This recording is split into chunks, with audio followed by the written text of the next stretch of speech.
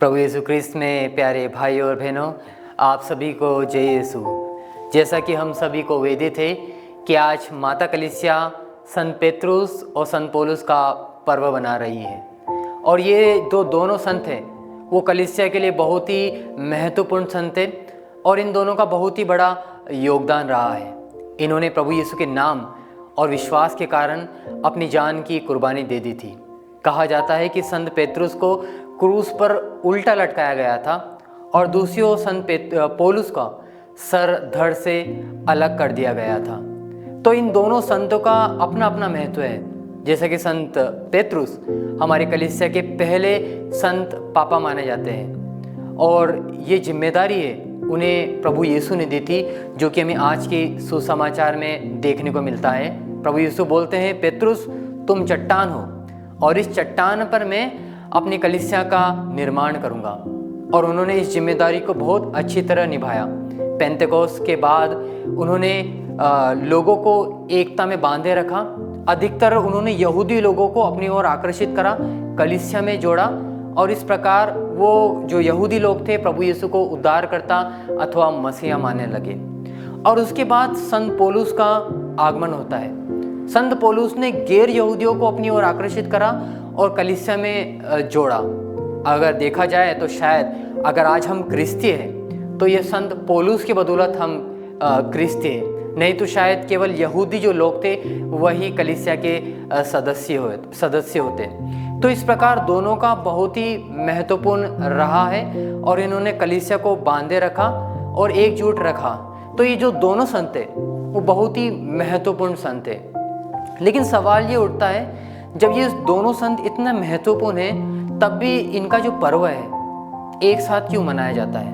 यदि हम Catholic calendar में देखें तो जो भी अच्छे संत है, जो विशेष संत है, उनका जो दिन है एक विशेष दिन रखा गया है। लेकिन यहाँ हम क्या देखते हैं, ये दोनों महान संतों का जो पर्व है एक साथ रखा गया है।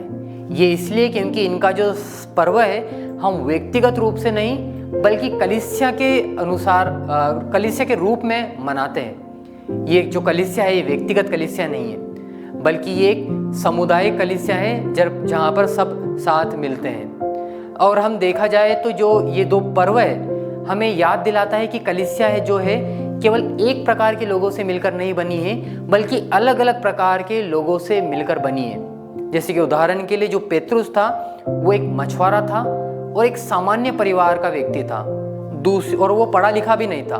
दूसरी ओर हम देखते हैं जो पौलुस था वो एक ज्ञानी व्यक्ति था, अच्छे परिवार से आया था और बहुत ही पढ़ा लिखा व्यक्ति था। लेकिन जो दोनों का जो अपना इन्होंने योगदान प्रभु यीशु के नाम और कलीसिया के विकास के लिए इन्होंने दिया है। तो ये हमें बताता है कि कलीसिया अन्य प्रकार के लोगों से मिलकर बनी है, और हमें भी चाहिए कि हमें भी अपना योगदान जो है कलीसिया के लिए देना चाहिए। और आज के सुसमाचार की बात करें तो आज के सुसमाचार में हमें देखने को मिलता है कि प्रभु यीशु दो सवाल उनके सामने रखते हैं। अगर देखा जाए तो कोई भी जब कोई परीक्षा करता है, जो भी कोई पढ़ाई करता है या कोर्स करता है, तो उसके बाद उसका एग्ज़ाम लिया जाता है। ये इसलिए लिया जाता है ये जानने के लिए कि उसने कितनी पढ़ाई की है, क्या वो समझ पाया है, या उसे और पढ़ाई की आवश्यकता है या नहीं।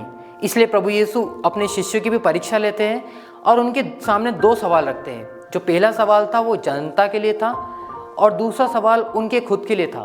तो पहला सवाल प्रभु यीशु पूछते हैं कि मानव पुत्र कौन है और इसके विषय में जनता क्या कहती है, और उन्हें वो जो शिष्य थे वो अलग अलग जवाब देते हैं। दूसरा सवाल प्रभु यीशु पूछते हैं कि तुम क्या कहते हो कि मानव पुत्र कौन है।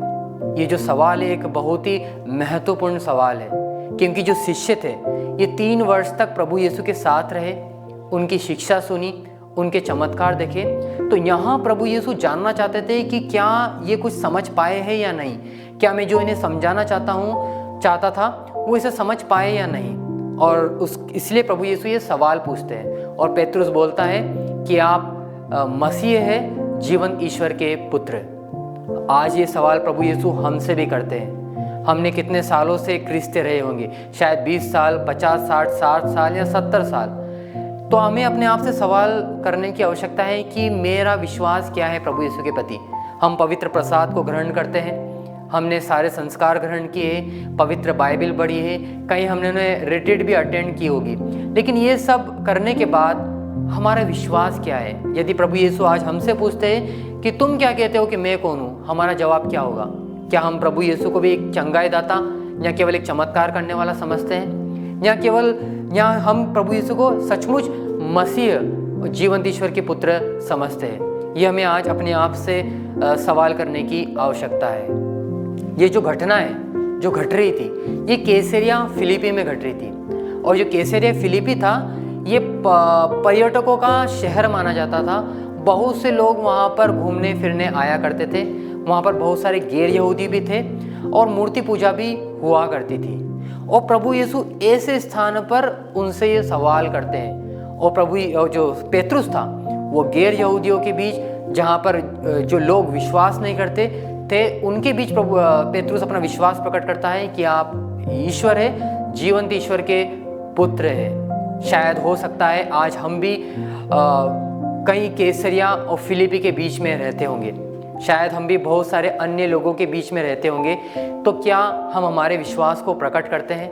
शायद हम हमारे शब्दों द्वारा नहीं बोल सकते, लेकिन हम हमारे जीवन द्वारा बता सकते हैं कि हम प्रभु यीशु के अनुयायी हैं, प्रभु यीशु में विश्वास करते हैं। तो आज हमें अपने आप से सवाल करने की आवश्यकता है कि मैं क्रिस्तीय होने के नाते अपना क्या योगदान देता हूँ। जैसे कि संत पेतरुस और पौलुस ने अपना किस प्रकार योगदान दिया, मैं अपना योगदान किस प्रकार देता हूँ। और दूसरा सवाल हमें अपने आप से करना है कि हम इतने सालों से क्रिस्तीय रह चुके हैं, तो क्रिस्तीय रहने के बाद अगर आज मुझसे पूछा जाए कि प्रभु यीशु कौन है, तो मेरा जवाब क्या होगा?